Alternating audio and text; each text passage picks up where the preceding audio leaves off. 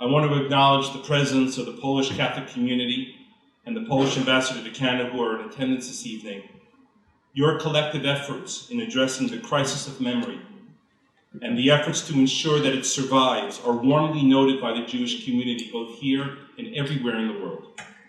It is appropriate to offer at this moment the idea that Judaism teaches us over and over again to eschew the idea of the collective, that there is no collective guilt in Jewish thought. It is to say that the Germans of Nazi Germany and others throughout Europe did a heinous and barbaric act against the Jews of Europe. But it is also to say unequivocally that not every German, nor every Pole, or Frenchman, or Hungarian is guilty. And it is certainly true to say that the Germans today and the Europeans of today bear no guilt for the crimes of their ancestors. Judaism reminds us time and time again that we do not punish the children for the crimes of their parents. And the shunning of collective guilt is an important message that we can share with the world. I'm reminded of a story told by Rabbi Shlomo Carlebach, who was one of the earliest Jewish performers at the now immense Jewish folk music festival in Krakow. And they once asked Carlebach, who he himself had been an escapee from Europe, he had lost much family in the Holocaust. They asked him, how is it possible that he, of all people, would go back to Poland and play music in front of those people? And Carlebach replied to them by saying, if God had given me two hearts, I would use one exclusively to hate them. But I only have one, so I'm not going to waste it. Love, forgiveness, understanding, tolerance, understanding who's to blame and who's not to blame. Remembering the crimes, and more importantly, giving great honor to the memory of those whose lives have been lost, lives who have been transformed and forever wounded. Learning those lessons is the greatest honor that we can provide. I want to thank you for your attendance here this evening, and it is my deep honor to warmly welcome the Ambassador.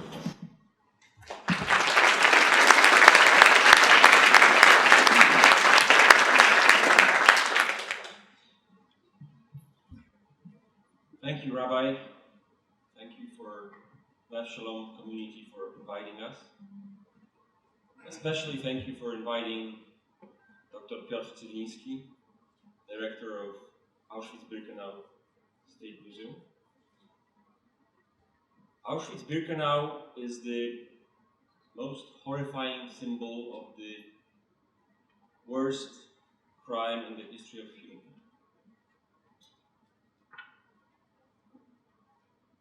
And Poland remembers that. Not only. This is part of our collective memory, because Poles actually were the first prisoners of the Auschwitz concentration camp, before it was a death, as early as the beginning of 1940. And not only because it is 90,000 of Poles who lost their lives in Auschwitz. But first and foremost, Poland remembers that and wants to keep this memory for future generations. Because out of 6 million Shoah victims, 3 million were Polish Jews, citizens of pre-war Poland. And with their deaths, a significant part of my country died. It was Polish prisoners of Auschwitz who just after the war started to build Auschwitz-Birkenau Museum.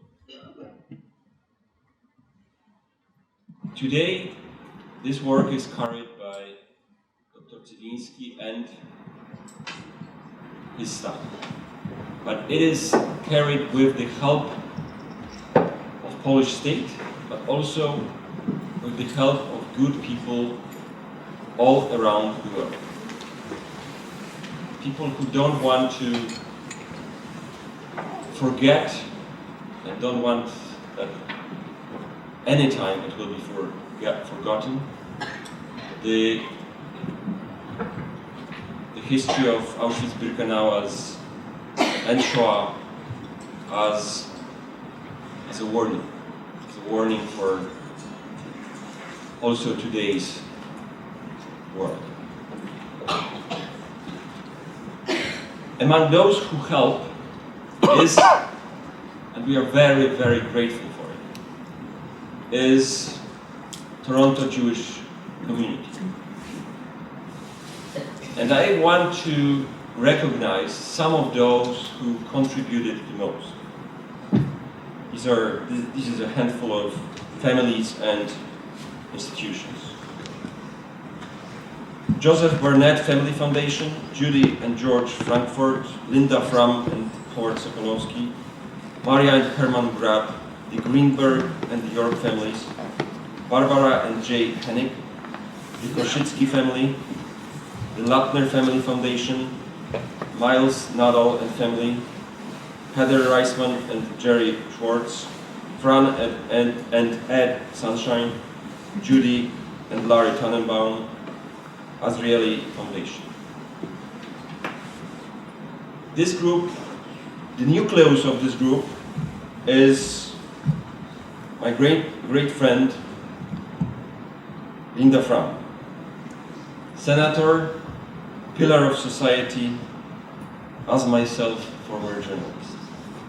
Linda, I'd like to recognize your efforts with a little bit of appreciation. This is an album co-authored by Dr. Cywinski, Auschwitz Legacies.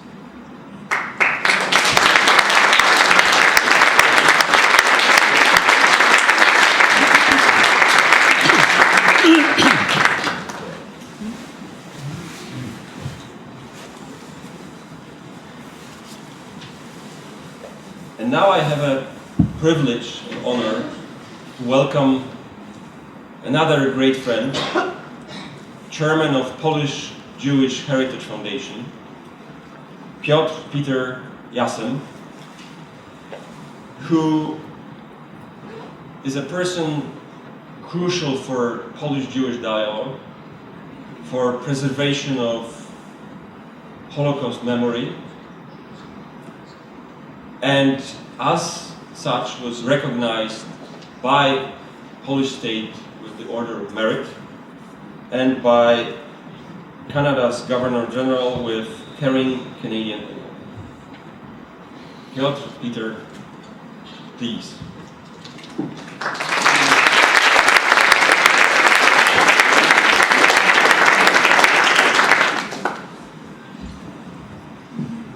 I have a great honor to be able to introduce Dr. Piotr Cywinski. But when I started researching his accomplishments, there were so many I had to write a cheat sheet. I was not able to memorize. I'll try to make it brief. So here it is. Dr. Piotr Cywinski is a historian who graduated from the University of Humanities in Strasbourg, France, and the Catholic University of Lublin, Poland, and obtained his PhD at the Institute of History of the Polish Academy of Sciences. He has been the director of the Auschwitz-Birkenau State Museum since 2006. He is a member of the International Council of Auschwitz Memorial Site and served as its secretary for 6 years. Dr. Cywinski is a member of many other organizations and associations dealing with the preservation of the former German Nazi concentration and extermination camps, also involved with commemoration of their victims, with Shoah remembrance, and he holds many key positions in those organizations. He's a co-founder of the International Center for Education about Auschwitz and the president of the Auschwitz-Birkenau Foundation he co-created in 2009. Dr. Piotr Cywinski is also a leading figure in the Polish Jewish and Christian Jewish dialogue. and an ecumenist devoted to reconciliation of the various denominations of Central Eastern Europe and to human rights.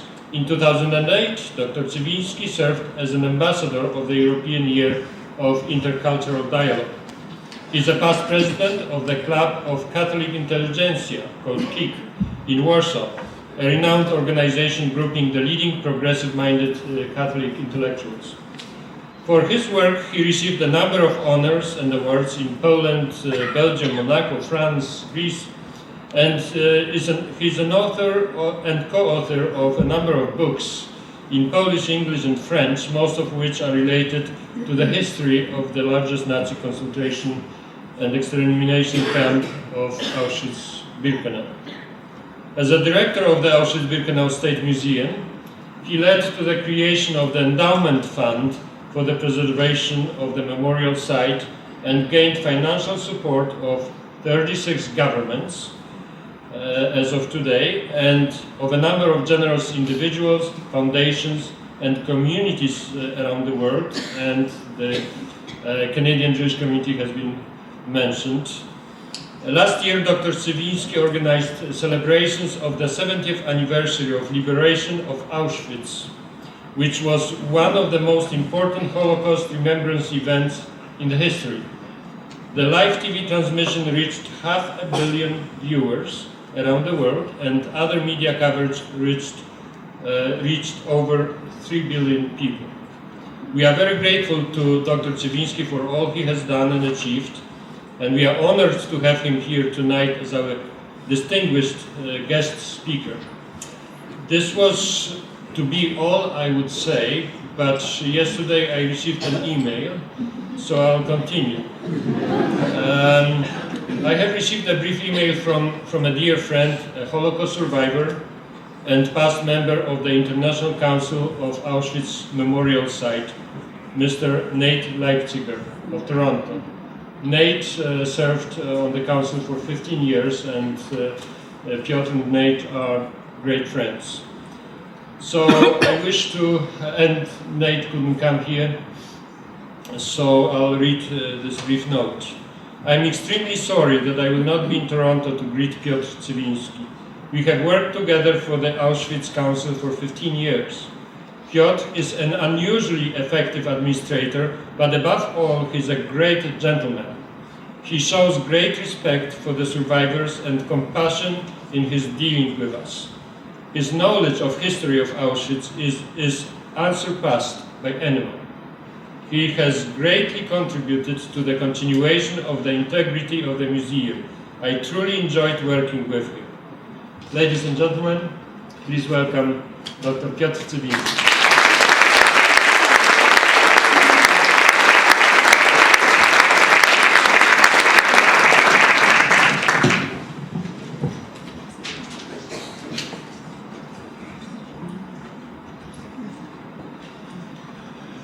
Dear Shoah survivors, Mr. Excellency, Mr. Ambassador, dear Rabbi, ladies and gentlemen, I would like to thank you for this opportunity to be here this evening with all of you.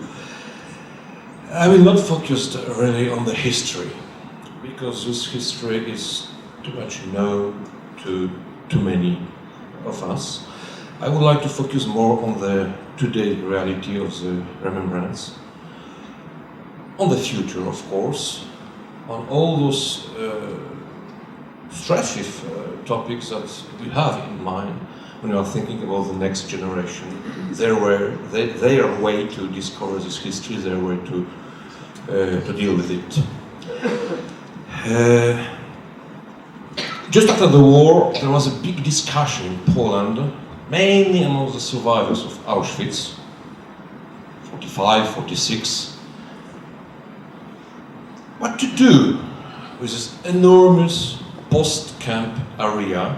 Here it's a minor part, right? We are speaking about something really, really biggest. And the decision was to keep as authentic the Auschwitz one and the enormous Birkenau. Not all the sub-camps, not all the area of tens of square kilometers, but those two. Because those two, and this is very important, very interesting, those two are enough to tell about the whole story. So from one side, we are from the beginning in a very symbolic perspective, but from the other side, we are speaking from the beginning about the authenticity that is to be saved.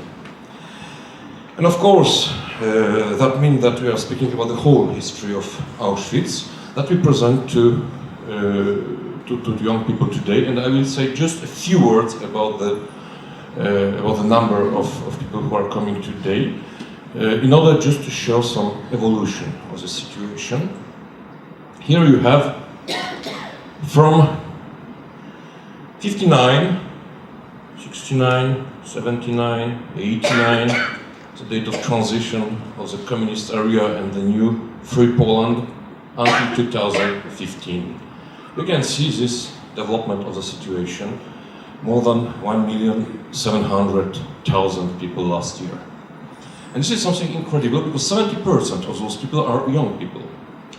That means they are coming with some educators, in some educational programs, schools, communities, I don't know.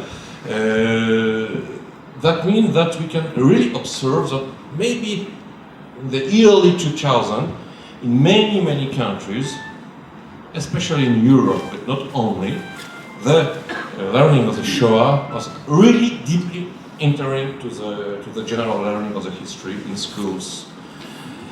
And from that time, teachers were thinking that it will be very important to show this authentic side to the young people.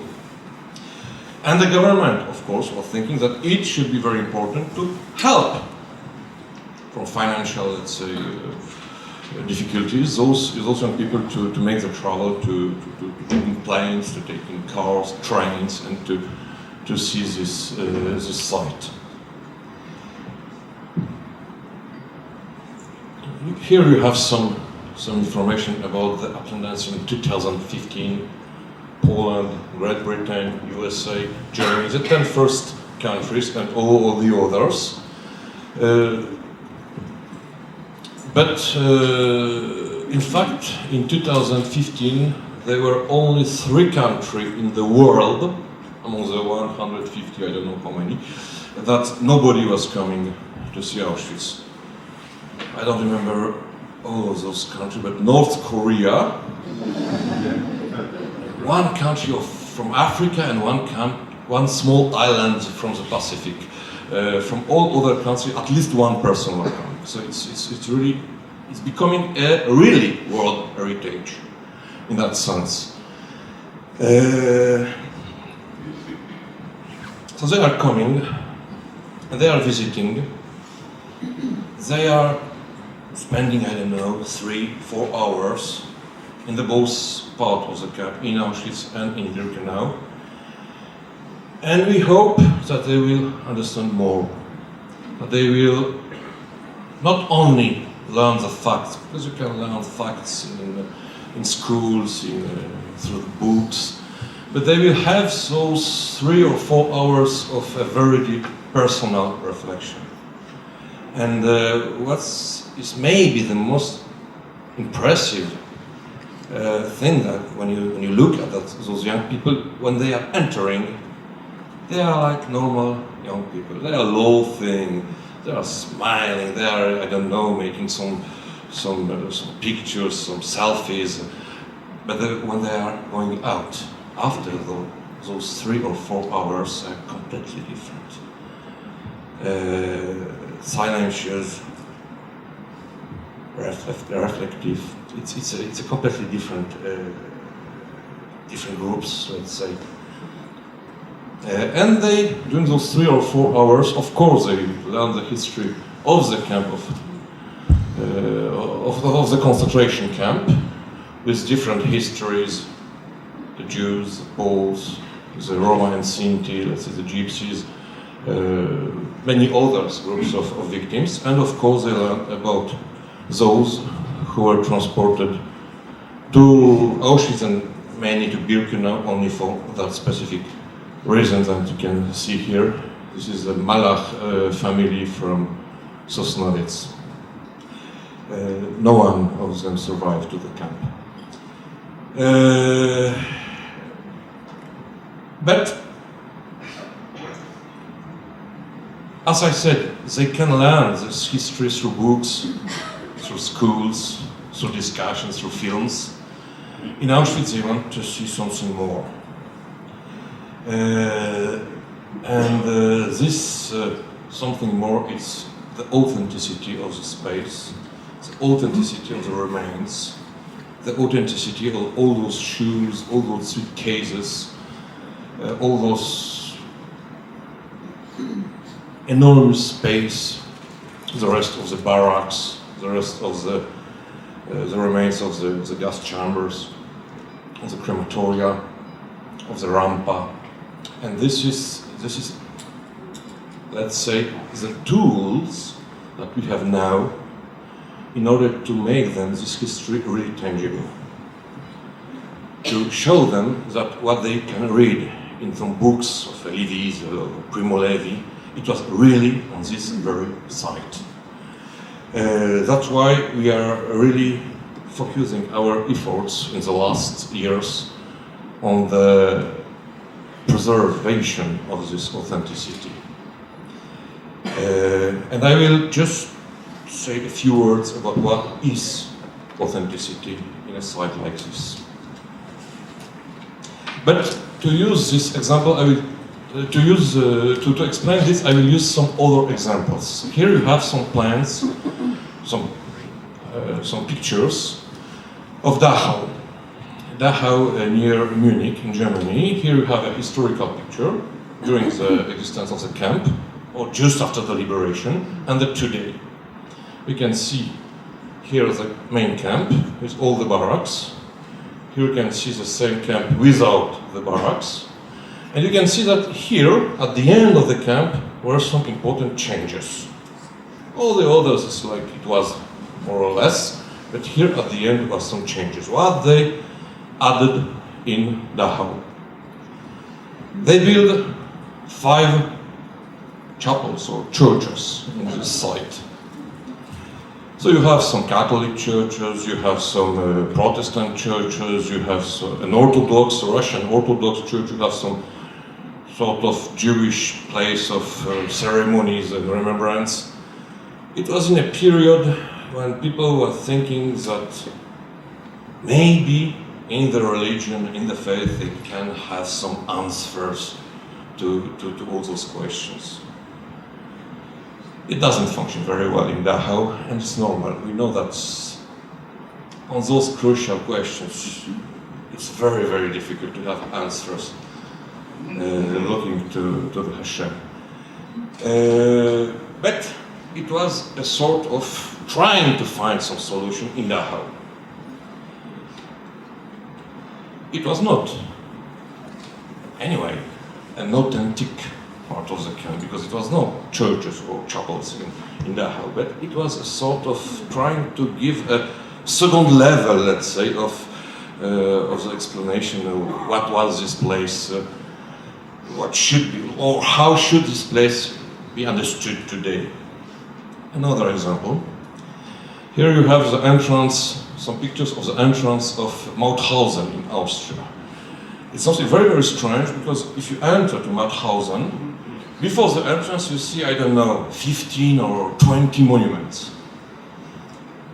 Big monuments. Every country wanted to have their own monuments. So you have Austrian monuments, Polish monuments, Soviet monuments, Czech monuments, Slovak monuments, French, Belgian. But if you have too much monuments, you don't remember anything. You have an East German monument and a West German monument. Yes. So you are going through a forest of monuments, but there were times when people were thinking that monuments should explain something, that the remembrance should focus on monuments.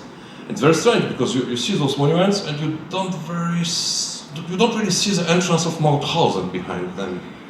The monuments are, let's say, closing the entrance to to the authentic site, and inside it's not better. Inside all the walls of Mauthausen you have many commemoration. You walk through this space like in a museum or in a gallery. You know very well what I'm speaking about. The first 3 or 4 you read them. The next 3 or 4 you just look on. The next 3 or 4 you even don't read, you even don't look. It's like in the museums. More the way is long, less you appreciate. Yes, but in a time they were thinking that the authentic walls of this camp should serve as a sort of exhibition of different inscription of remembrance. Inside the barracks is enough. Yes, it's still more confusing. Let's say sometimes many private plaques of remembrance. Yes. Here you have another example. This is a camp near Gdańsk in northern Poland, Stutthof. Not many things remains after the war. Here you have the space of the first camp of Stutthof. Let me show this. Next. Here you have the space of the visit of the camp. And here, from the parking, you have a completely new way with a monument here. What does that mean? That there is a sort of dualism. You can go through the camp and visit the camp, but the axis, the axiology of the remembrance is completely apart, it's completely different. You can make your remembrance here, your ceremony, without entering to the camp. You have two realities that are completely separated. The reality of remembrance, official ceremonies or something like this, and the reality of what is authentic. And this problem of the combination of those two realities is not only in Stutthof. Here you have Majdanek, near Lublin, what remains of Majdanek, and the same situation. You have the camp, and you have this axis of remembrance from the main entrance to the ashes here in the end. And you can do this way in some very official ceremony without entering in the authentic site of the camp. This is a perspective of this view. And here we have Birkenau. In Birkenau we have a little bit better situation because the axis of the commemoration is inside the camp, and it corresponds quite well to the historical way of the victims. So you go through the entrance gate, all along the rampa, and you arrive between the two biggest gas chambers and crematoriums. It helps because it's easier to explain at each, let's say, step where we are and what was the history on this site. However, it not resolve all the questions. For example, in '67, a monument was built in Birkenau, and all the official ceremony are in front of this monument, without completely taking in consideration that the very most important places are in the both sides. I'm speaking about the gas chambers and crematoria 2 and 3. Everybody are focused officially on the monument, and the rest don't appear really on those ceremony. However, the tradition of those ceremony is for many years like this. Is something that maybe one day we will be able to change. And we were changing slow by slow, but here it's a wagon that we put in the rampa 7 years ago, I think, with the help of Frank Lowy from Australia. The authentic German wagon of that period. And we had them. Only one wagon as a symbol for all the transports that arrive on this site. And what is very interesting is that the private ceremonies, let's say, the private commemoration, do not appear now on the monument, but people put some small piece of rocks or some poems or some individuals, I don't know, commemorations and flowers in the wagon. They recognize at the higher level the wagon as something authentic and not the monument of 67. And this is something very, very, very important that shows that people are not coming to see any organized, let's say, space of remembrance. They are coming to see the originals. They are coming to see the very site of the Shoah. They are coming to understand, let's say, the past and not the new, let's say, axiology, something that is created by architects or something like this. This was very, very important as experience for myself to observe those people, because they are young people. They are not obliged to do any, let's say, any act of remembrance, but they want to do that, and they choose some authentic spaces to do that. It's a little bit like this with some exhibition. Here you have some, maybe from the end you don't see very well, but you have 4 examples of exhibitions in some blocks in Auschwitz I. All those exhibitions, you can take them entirely and put them, for example, somewhere in Toronto. Because when you go through those exhibitions, you don't think that you are in the Auschwitz-Birkenau concentration and death camp. There are some expression of artists, of historians, of educators, but you can arrange those things here, and why not? There are not too many people who are walking through those exhibitions. It is not the main exhibition, of course, with the shoes, with the suitcases. It's a so-called national pavilion of some, done by some countries. Because people prefer, once again, to see an authentic place. Here you have, as example, the central sauna from Birkenau. It's a place where people was,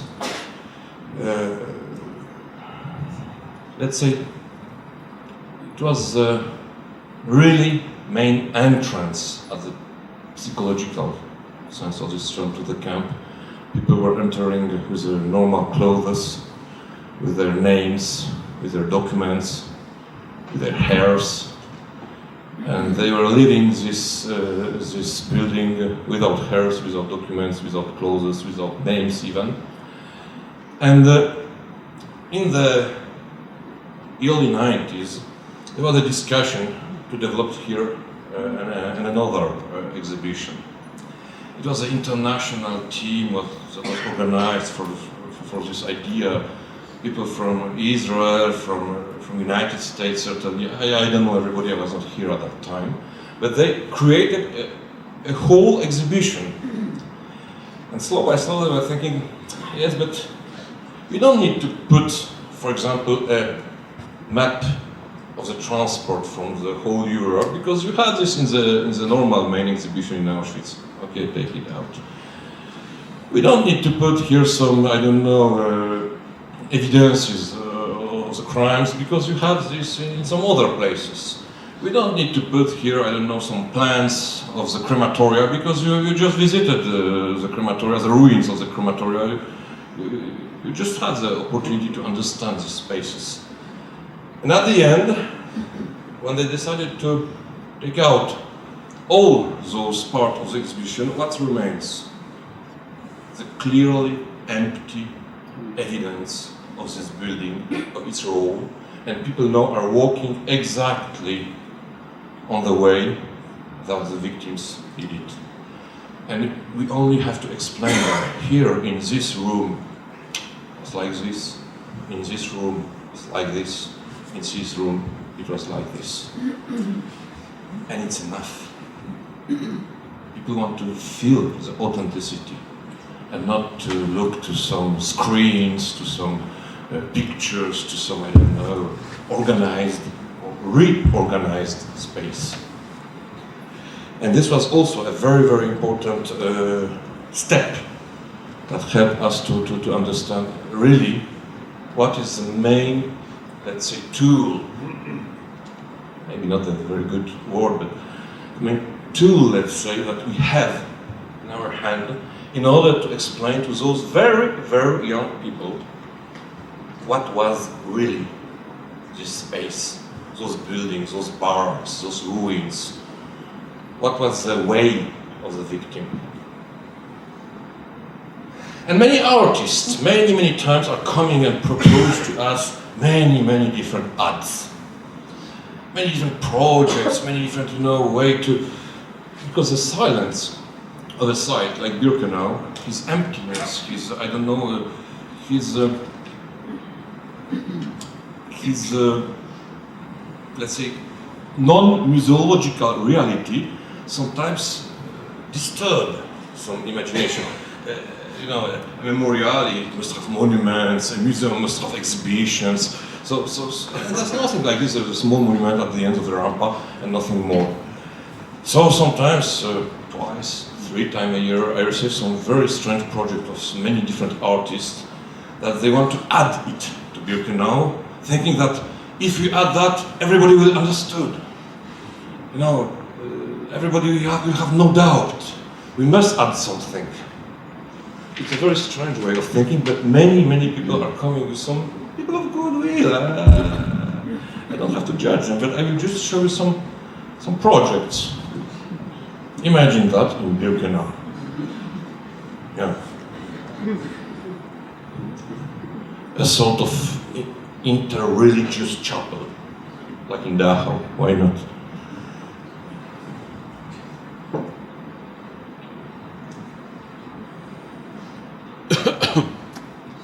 Another project of a completely different spatial organization of Birkenau, some exhibition, of course. Here you have those buildings for the purification of water in the camp. It's the end of Birkenau, so somebody wanted to change them to some, let's say, conference or some rooms of, I don't know, to pray, to think, to reflect. But it's very significant. In this project, you have here the entrance of Birkenau as a picture. Why you have to think or to pray or to, I don't know, focus on this image?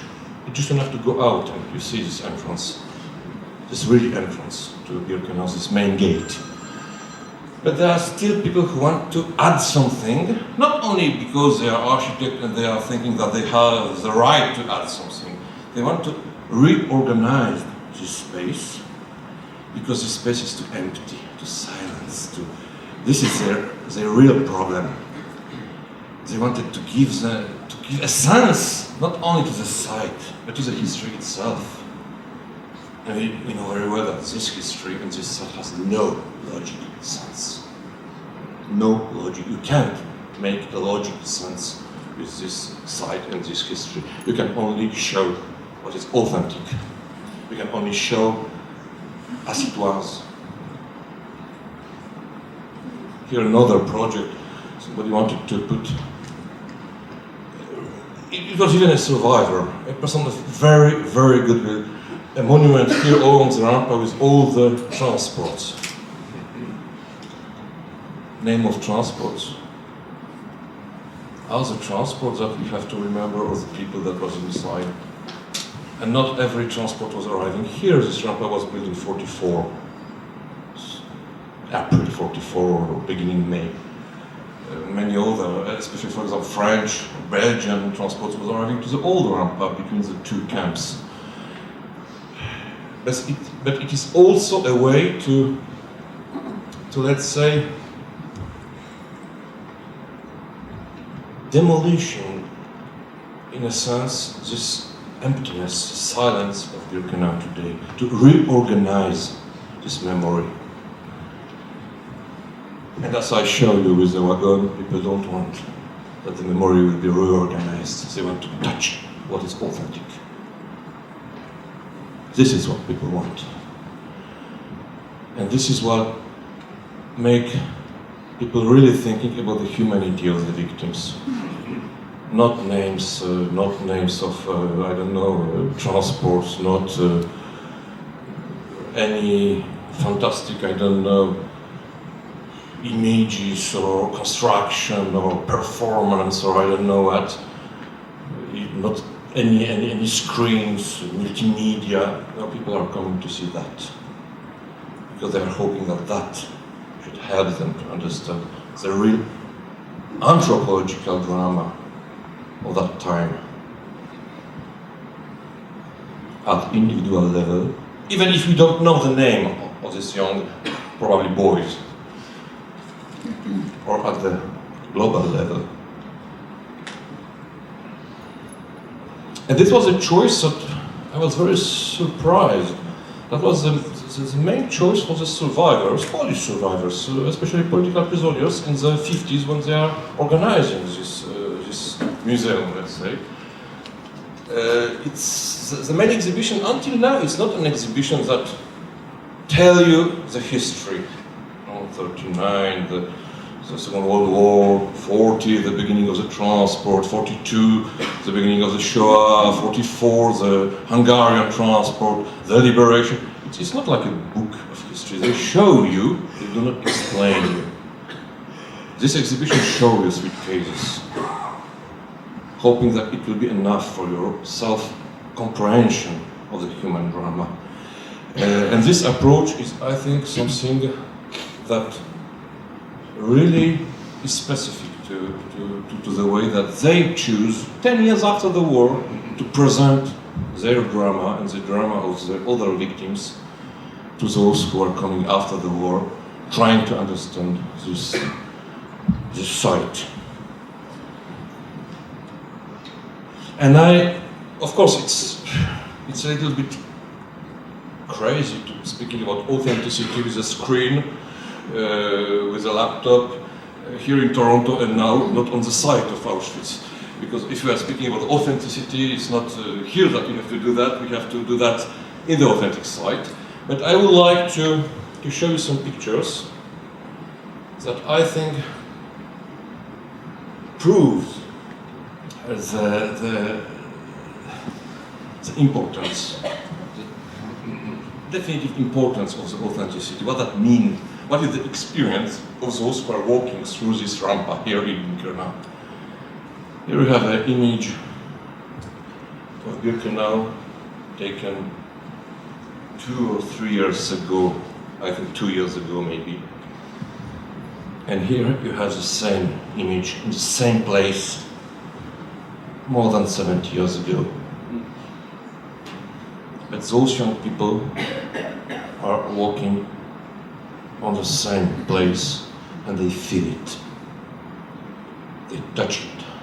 They make their steps in this space. Here you have the place of the selection today.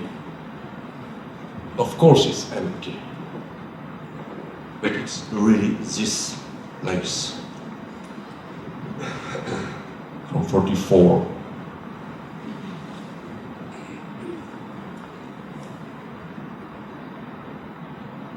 Here you have the entrance to the women camp. It will be more difficult to recognize the site because of the wagons, of the trains that will be here. But if you focus on the so-called Führerstube here, you will see that it is exactly the same place, like this another picture. Excuse me.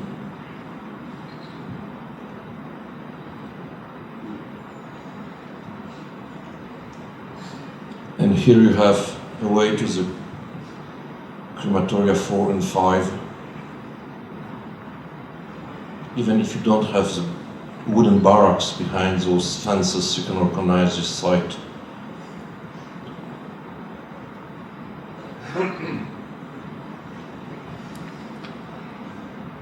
And the same way with the very, very known pictures of this old Hungarian Jewish grandma with those child. And that way, we, after a quite long period, maybe 2 years of observation of all those visitors, all those young people from different countries, cultures, religions, approach, histories, we arrived to the conclusion that the most important for the future will be certainly the preservation of its authenticity. You have nothing like this in Treblinka. All was demolished by the Nazis before they leave. You have a quite important monument inside a forest, but nothing more. You have nothing in Sobibor. Last year, yes, they discovered some basement of gas chambers. But during all those years, there was 1 monument, 2 monuments, maybe 3 monuments in a forest. The same situation in Belzec, when a quite good monument was built with the help of some American friends of the United States Holocaust Memorial Museum, but it's still a monument. In Chełmno, we have the same situation. In Ponary, near Vilnius, the same situation. And Birkenau is in fact the only one from the biggest mass murder camps when you can really feel all the steps of this killing machine. And we have to save it, because people, it's not the ideology, it's according to our observation, need that to a better, a deeper understanding. It's like 2 kinds of authenticity that remains. You have the authenticity in the words of the survivors, in their books, in their testimonies, and you have the authenticity of the site. The site need the books, because they explain what was on this site, but the books also need the site in order to show to young people that it was on this very place. When those people are speaking about, I don't know, the arrival and the selection, it was here. Those 2 authenticity need themselves. And that's why we engaged all our efforts from the last 6 years, nearly 7, in order to try to save this authenticity, and this task is an incredibly huge task. We are speaking about 200 hectares, 155 buildings, 300 ruins, I don't remember, 13 or 14 kilometers of fences, 110,000 shoes, nearly 4,000 suitcases. It's something that, yes, it's completely crazy, to ask professional conservators to work on those things. A professional conservator is somebody who finished in Poland a quite long 6 years studies in order to preserve the beauty. Some painting of masters, some cathedrals, some castles. And we asked them to move to Auschwitz and to help us with the shoes and the suitcases. It was really not easy at the beginning. But slow by slow we arrived to build a team. And we were asking, as it was said before, many countries to help us in order to build an endowment that will not be used for this issue, but it will be an endowment. The results of this endowment will finance every year those never-ending works. Because it's like with human health, it's a never-ending story, in order to try to make them longer and longer and longer. Now, after 5 years of works, we are approaching, this is in millions of euros, this is what we have on our account, this is what is promised, we have just to finish it. And 5 years ago or 6 years ago, nobody was thinking that we were able to arrive to that. There was hundreds of questions in Poland, abroad, in different countries. Why should we have a foundation that is directed by some Poles, for example? So we explained that it is not a question of if I am a Pole or not, it's a question if you want to save Auschwitz or not. After the war, Auschwitz is in Poland, you can discuss it. We are responsible for this site today, so we can work together or the result will be dramatic. Unfortunately, there were journalists at the beginning, with many newspapers and many articles about those issues.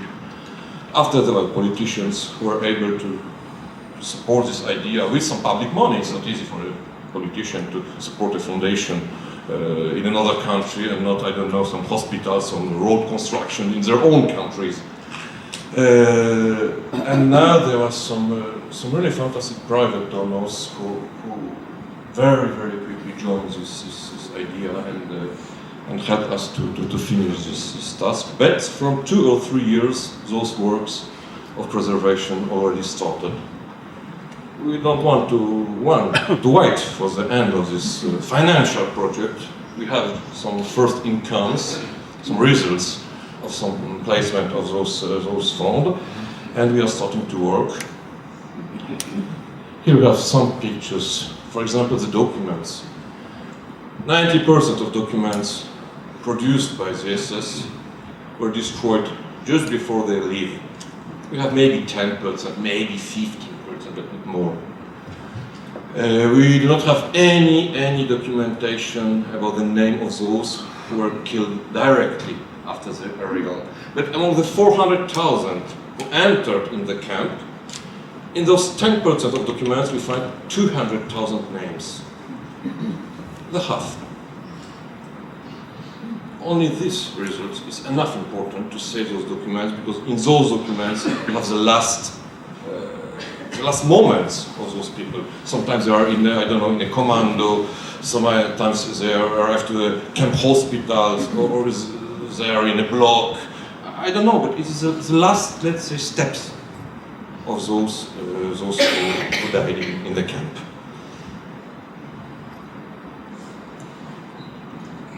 We have the suitcases. We are now working on the suitcases. It's a very difficult objects to be preserved because different material that they don't.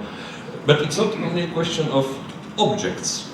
All those suitcases, you have names, you have some inscriptions, you have some labels from some hotels. You know, people are going 2 days before the war with their families. So even if sometimes we don't know the name. You know, the owner of these suitcases was, I don't know, just before the war somewhere in St. Moritz or somewhere else in Switzerland. It's a part of a history. It shows that they were living, and they were living normally, as everybody. So now during this project with the suitcases, we try to find every inscription, and we will publish. They hope this year, but I'm not sure if this year, maybe next year, a catalogue of all those inscriptions, of all those 3,800 suitcases. It's a small part, of course, of the suitcases that arrived to Auschwitz. But this is 100% of them who survived until now. Majority Hungarian suitcases, of course, because it was the last period of the camp. Here you have the magazine for those suitcases 5 years ago. Here you have this magazine today.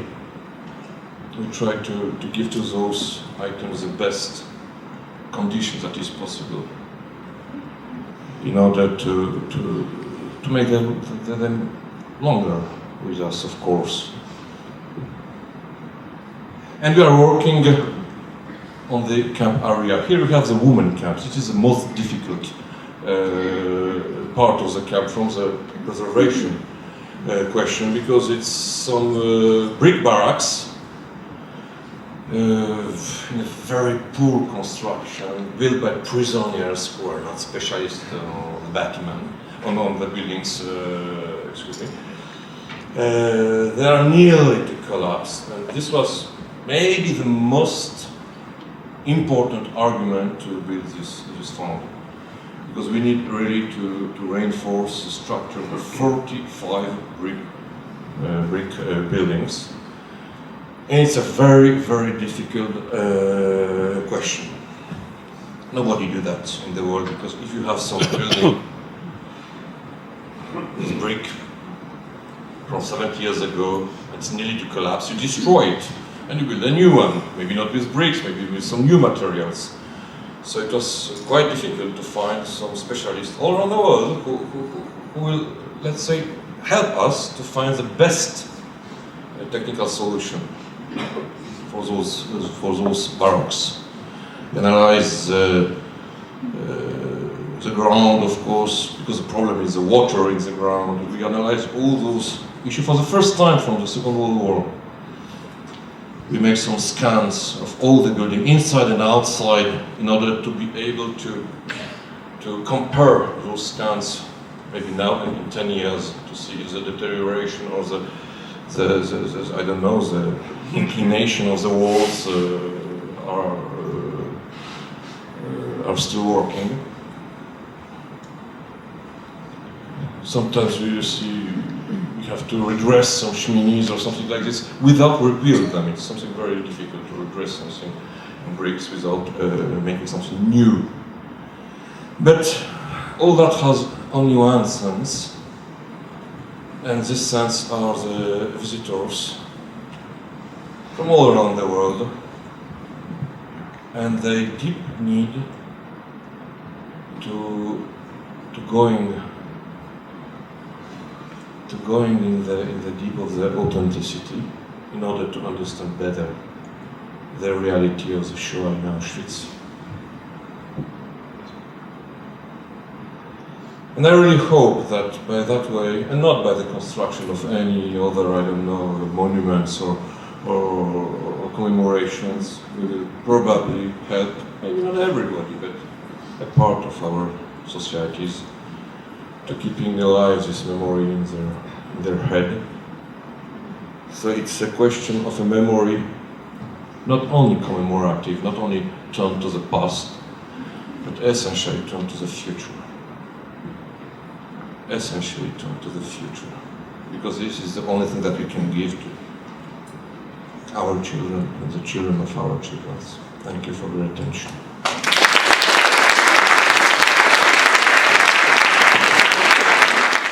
Well, it's been a very powerful and emotional evening, and I want to thank Dr. Cywinski and the Polish government, and the ambassador would like to say something.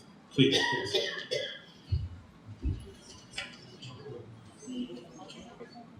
Thank you very, very much for the last comment.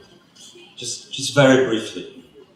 Please remember that Poland is not only the graveyard of so many Jews.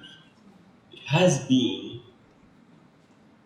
the place where the most part of European Jews lived, when they were expelled from other countries, since Middle Ages. And I know that many of you have been to Poland, many of you many times. For those of you who did not visit Poland, my deep request is try to find a day or two visiting not only those places like Auschwitz-Birkenau. We just opened a year and a half ago in Warsaw, in downtown Warsaw, Polin Museum, which is dedicated to 1,000 years of history of Polish Jews. And this is an amazing institution. Try to visit, which was mentioned, the Krakow Jewish Festival. Amazing cultural event, not only for Jews, for thousands and thousands of Poles and other Europeans. Thank you.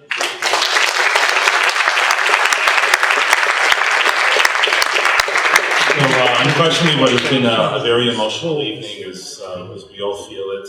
I want to give my deep appreciation to Dr. Cywinski and his team, to the Polish government, to the benefactors in Toronto, Linda and Howard, and many others who came out this evening. I think what we understand most clearly from Dr. Cywinski's remarkable presentation, and it's something that neither you or I think, would actually ever pay attention to unless it had been so clearly laid out to us, is that sometimes we need to get out of the way and not obscure the reality of what happened. And that in so many respects, because of the tireless, loving work that Dr. Cywinski and his team continues to do at Auschwitz-Birkenau with the support of the Polish government and Jews throughout the world, is what you see are the words echoed by Viktor Frankl, who was a survivor of Auschwitz himself. He said, better than looking at that 6 million people died, remind yourself over and over again that there was one person who was murdered 6 million times. Have a good evening, everyone. Thank you.